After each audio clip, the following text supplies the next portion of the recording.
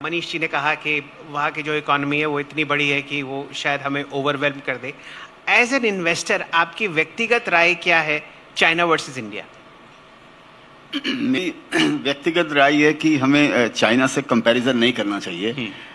ये अपने आप को आई डोंट नो हम क्यों चाइना से कंपैरिजन करते हैं। हम 4 ट्रिलियन डॉलर की इकोनॉमी है, वो 20 ट्रिलियन डॉलर की इकोनॉमी है। और कई डेटा ये अगर आप ठीक से अगर इसको सर्च अगर आप करेंगे तो आपको खुद को आपको एहसास होगा। एक एग्जांपल देता हूँ, जैसे हमारा एजुकेशन का जो स्पेंडिंग है वो 12 बिलियन डॉलर का है और चाइना 800 बिलियन डॉलर साल का खर्चा करता है एजुकेशन के अंदर में। तो चाइना का और हमारा किसी भी तरीके से अगर समझे तो कोई मुकाबला नहीं। जैसे उन्होंने गाड़ी की बात बताई, लोग पूरी दुनिया में BYD का नाम खाली जानते हैं। BYD चाइना की 5th largest automobile company, 5th largest, number 1 नहीं है। और जहाँ तक कार का सवाल है, मनीष जी जैसे बता रहे थे, 60 लाख गाड़ी इस बार इलेक्ट्रिक व्हीकल चाइना एक्सपोर्ट करेगा, 60 लाख। और उसकी एवरेज कॉस्ट उसकी आती है $18,000। और यूरोप में वही गाड़ी बनती है $40,000 के अंदर में। तो ये जो अभी ट्रम्प का भी जो ये बातचीत जो आई है अभी है कि मेरे को सोलार में नहीं जाने का, दूसरी एनर्जी में नहीं जाने का, इलेक्ट्रिक में नहीं जाने का, वो खाली इसके लिए।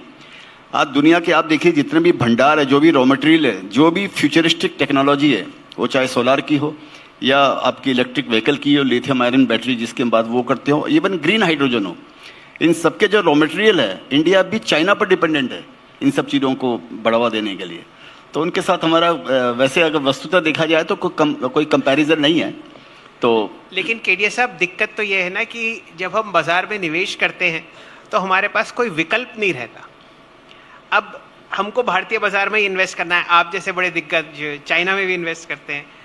यहाँ पर जैसा कि मैंने मनीष से पूछा, आप कौन से ऐसे सेक्टर्स हैं जहाँ पर बिल्कुल ही ध्यान नहीं देते, जहाँ पे आपको पता है कि चाइना की कॉम्पिटिटिव एज इतनी ज़्यादा है कि इनमें मल्टीबैगर्स ढूंढना या इनमें 15-20% सालाना रिटर्न कमाना मुश्किल है?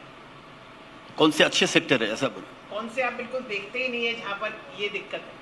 नहीं, जहाँ पर चाइना से कंपटीशन अगर समझिए कोई एक्सपोर्ट कर रहा है, फॉर एग्जांपल जैसे कई जगह है, जैसे 3 व्हीलर का एक्सपोर्ट होता है। तो आज ही संयोग से किसी से बात हो रही थी, अफ्रीका के अंदर उसको 3 व्हीलर चाहिए, उसको इलेक्ट्रिक 3 व्हीलर।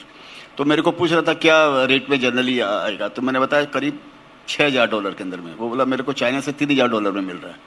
तो मैं बोला मेरे को बात करने का भी कुछ रह नहीं गया, बोले तुम्हें चाइना से ले लो, मैं इसके अंदर में क्या कर सकता हूँ। तो जहाँ पर चाइना है ना, वहाँ पर आप उसको सक नहीं पाएंगे कोई भी कारण से, चाहे वो उसको स्टेट उसको सब्सिडी देता हो, कि वहाँ पर लेबर कॉस्ट वहाँ पर कमती हो, कि रॉ मटेरियल उनके खुद के हो। जहाँ पर चाइना के साथ कंपटीशन हमको करने की जरूरत नहीं है ना, हमको मेरे को नहीं। तो हम दूसरे चीज तो बेटर है कि जो डोमेस्टिक जो थ्योरी है, जो थीम है डोमेस्टिक थीम, जैसे फॉर एग्जांपल अभी बजट के अंदर में और फोकस उधर करना चाहिए जहाँ पर गवर्नमेंट का फोकस हो, वहाँ पर इन्वेस्टर को फोकस करना चाहिए।